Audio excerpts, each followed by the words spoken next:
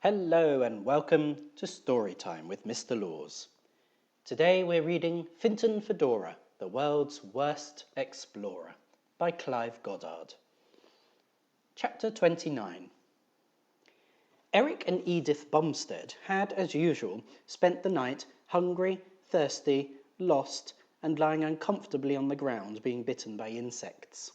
This particular night, though, they had for some reason been bitten a lot less than normal. It was either because they had slept on some warm pink rocks by the bank of a river, or more likely because they smelled so hideous by this stage that even the mosquitoes were avoiding them. Eric was just contemplating whether he could be bothered to sit up and face another day, when he thought he heard a voice. It was someone telling someone to shut up, only for once it wasn't his mother speaking. It was a man. Unless, of course, he was imagining it. After wandering around in the jungle for several days in the company of his offensively sharp-tongued mother and living off bugs, berries and nuts, he had begun imagining all sorts of things. The firework display had been weird enough, but it had got worse. More than once he'd thought he'd heard seagulls, or possibly penguins, neither of which were very likely in the rainforest. The previous afternoon he'd even seen a pink ice cream van parked under a tree. This voice, however, had sounded very real and very close by. He forced his grubby, sun-blistered eyes open, got to his feet and looked around. Less than 100 yards away, on the edge of the clearing, there were 2 hammocks suspended from the trees, and standing next to the hammocks were 2 very familiar-looking people who appeared to be involved in some sort of argument. "Mum," he said, shaking her roughly by the shoulder. "Mum, wake up! You're not gonna believe this." "Well, there's no need to be rude," moaned Fintan miserably. "I was only trying to be nice." Gribbly let out a sigh and apologised. "I'm sorry too, Master Fintan. I'm afraid our difficult situation is causing us both to feel a little tense.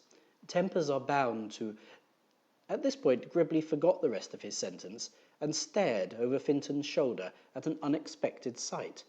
There were 2 terrifying-looking, wild-haired figures charging up behind him, with their teeth bared and their arms flailing. Mute with shock, he pointed weakly in their direction. Fintan turned around just in time to be knocked flat on his back by the shorter, fatter one of the wild people. He hit the ground heavily and had all the wind knocked out of him. The other assailant, who appeared to be a bony old woman with foul teeth and broken glasses, stopped running and brandished a big stick. Gribbly stepped back, partly in fright and partly revolted by the appalling smell wafting from their ragged attackers. They smelled like a dustbin full of rotten meat which had been left in the sun all day, and garnished with goat's poo. He wasn't sure whether to feel terrified or just sick. "I got him, Mum! Look, I finally got him!" hollered the fat man, pinning Fintan to the ground. He seemed ecstatically pleased with himself. "I got him! I got him!" The woman with the stick bared her horrible brown teeth and cackled with delight. "Yes!" she shrieked triumphantly. "He's ours at last!" What are you doing?" stammered Fintan beneath the foul-smelling, sweaty lump that was holding him down. "Get off me, will you? You smell terrible." "Yeah? Well, you don't smell so great yourself, boy," sniggered Eric, enjoying his moment of victory. Gribbly stepped forward and tried to intervene, but was walloped around the shoulder by Edith's stick. "Stay back, you!" she yelled. "There's nothing to do with you. It's him we want." "Yeah," added Eric, right into Fintan's face. "And we got him too. I've been looking forward to this moment for so long. You'll not be giving us any more trouble now, will you, Fedora?" Fintan, who was already hopelessly confused by this sudden turn of events, and happily oblivious to the entire kidnap plot, was taken aback. "What are you talking about?" he said, trying to avoid the man's appallingly bad breath. "How do you know my name? I've never seen you before in my life." This wasn't entirely true, but then again the Bumsteads were a lot scruffier now than when he'd briefly glimpsed them back at the airport. "Oh, yeah," said Edith. "Don't come the innocent with us, boy." We've had more than enough of you and your tricks, but you're ours now, and so's your rich old daddy's money. You're well and truly kidnapped." "I beg your pardon," said Gribbly, thinking these unpleasant idiots must be suffering from the advanced stages of heat stroke. "Did you just say kidnapped?" "You heard correct, Mr. Clever Clogs," grinned Edith, "and we came all the way from England for this." Gribbly found this a little hard to believe. "Really? But why would you do that?" he asked, genuinely confused. "I don't understand. Why on earth would you come all the way to Brazil to kidnap him? Wouldn't it have made more sense to kidnap him in England? That's where he lives." "That's enough of your lip, Mr. Toffee Nose," sneered Edith, swiping at him with her stick again, but missing. Gribbly continued anyway. "Seriously, though," he said, "I'm intrigued. How are you intending to send his family the ransom demand? Have you got a satellite phone? Is there a post box in the rainforest somewhere? Or are you planning on carrying him through the jungle and all the way back to England?"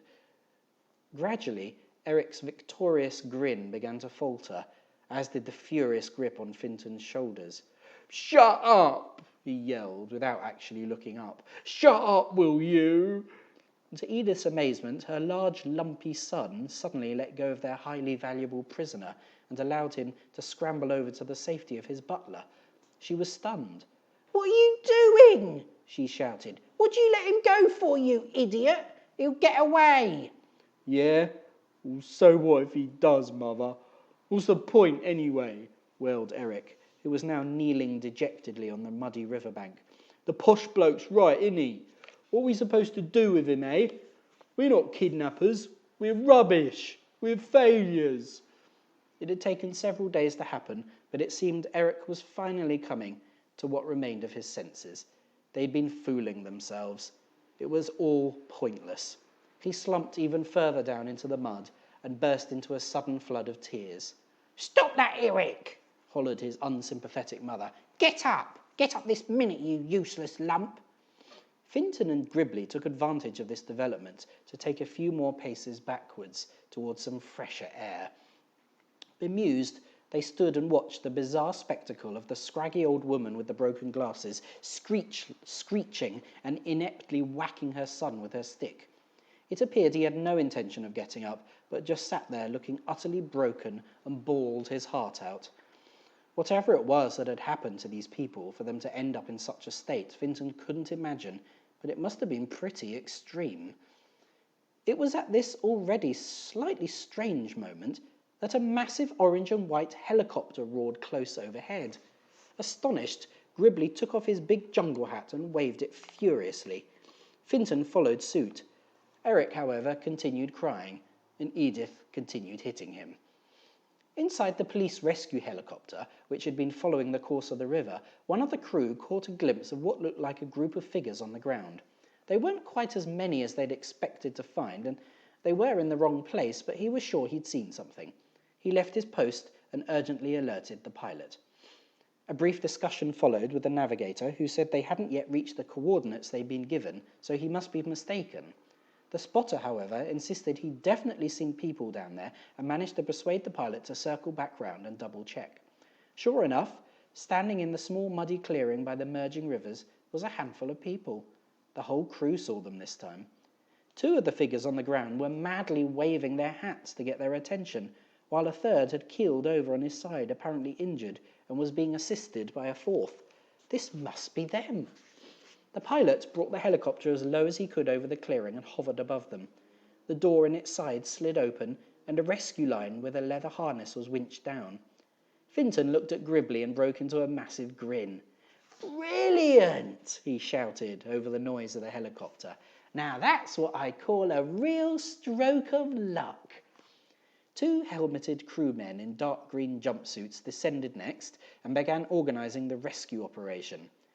One went over to assist the poor injured man lying on the ground, while the other tried to establish that they'd found the right people. "You Gonzales!" he hollered to Gribbly, who couldn't hear a thing he was saying over the noise of the helicopter. "Pardon?" he shouted back, cupping a hand to his ear. "Gonzales, Gonzales, yes, he repeated. Fintan couldn't hear him either, but gave his rescuer a big smile and a double thumbs up anyway. The man turned his attention to Fintan. You wrench? He said hopefully. I what? Said Fintan, thoroughly confused. I'm winch? Suddenly, the proverbial penny dropped. Oh, I see what you mean, he went on, nodding vigorously. You want to winch us up. Winch, okay, comprendo. This seemed to satisfy some of the man's doubts. Where are others, please? He yelled, looking around for the missing 18 people. Others? What others? Said Fintan, turning to a still deafened Gribbly for help and not getting any. 22 people, continued the rescuer, holding up his fingers several times to aid communication. 22? That obviously wasn't right. Fintan thought he'd better put the poor confused foreign man straight. No, not 22, just 2, see? Me and Gribbs, he shouted, pointing helpfully between Gribbly and himself.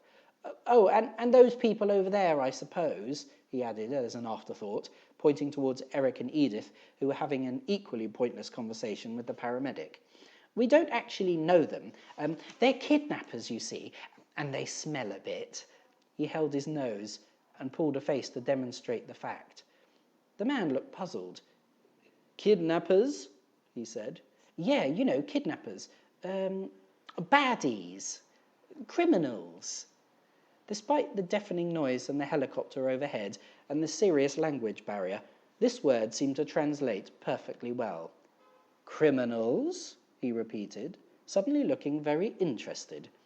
Fintan nodded again and made an unpleasant face, indicating how much he didn't trust them.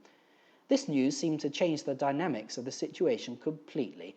The man strode directly over to his paramedic companion, took a good hard look at the foul-smelling wild people, then yelled something urgent. Together, they stepped back and began speaking into the little microphones in their helmets. Messages were exchanged with the rest of the helicopter crew, causing 2 more men, equipped with large, scary-looking guns, to descend hurriedly to the ground. It was all getting really exciting. Fintan, who only a few minutes before had been feeling horribly despondent, was now having a fabulous time. It was like being in a movie. Without hesitation, the 2 armed policemen levelled their guns at the bumsteads and shouted warnings in Portuguese. Edith dropped her stick, abandoned her son, and attempted to make a run for it. She'd only hobbled a few steps when she was grabbed, pushed to the ground, and handcuffed. As was Eric, who was feeling far too miserable to put up any resistance, other than the smell, of course, which had been causing the men a little hesitation. By this point, Fintan was so excited he even managed to forget how hungry he was. With the fugitives safely restrained, all 4 of the men turned to Fintan and Gribbly, warmly shook them by the hand, and congratulated them on their brilliant work. Oh, it was nothing, said Fintan, with complete honesty, while somehow managing to sound fabulously modest. Having donned their rucksacks, the brave crime-fighting heroes were helped into the harness and lifted into the waiting helicopter, where the other crew members also offered their congratulations. The navigator pointed happily to a police wanted poster stuck to the inside of the open hatchway. It seemed an odd coincidence, but it was a photo-fit picture of the smelly pair being restrained below. Fintan and Gribbly exchanged smiles of relief, tinged with a tiny bit of pride. Not only had they just been rescued from a terrible fate, but had apparently captured Brazil's most wanted criminals too. The day wasn't turning out so badly after all. Gonzales's day, on the other hand, had ended up being a big disappointment. Several hours had passed and there was still no sign of the rescue helicopter. He wondered where it could have got to.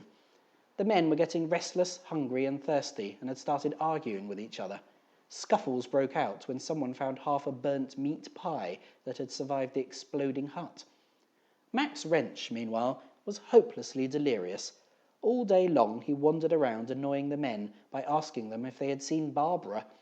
Several times they had to restrain him to stop him wandering off into the forest in search of his hotel.